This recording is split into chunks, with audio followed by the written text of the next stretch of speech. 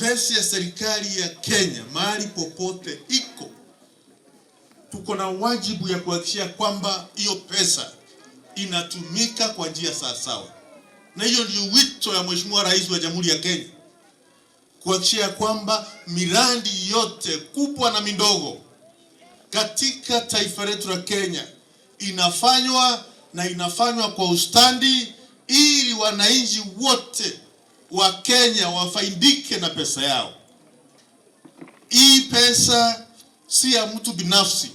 Hii pesa ni ya watu wa Kenya, na tukiwa pangose, nyinyi ni wa Kenya, muko na haki ya kuhudumiwa na serikali ya Mheshimiwa William Ruto. Maneno yenu ifanywe sawa, madarasa yenu ikae sawa, watoto wenu pia wasome, mpatue bursaries, mkae sawa. Ama namna gani?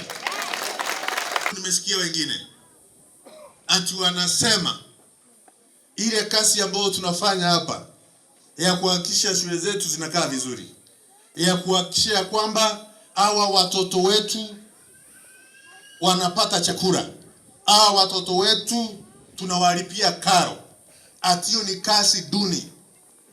Nauliza jameni, wakati tunashikilia familia, wakati wewe papa wa Mboma, mzee wa Mboma, mama wa Mboma, wakati haupati usingizi, njia una 5,000, 10,000 ya kulipia mtoto yako karo, wakati serikali inafika kwako kupitia viongozi wale wao katika serikali, kupitia mimi kama waziri, kupitia wabunge, kupitia viongozi wale wengine, hiyo ni kazi duni jameni?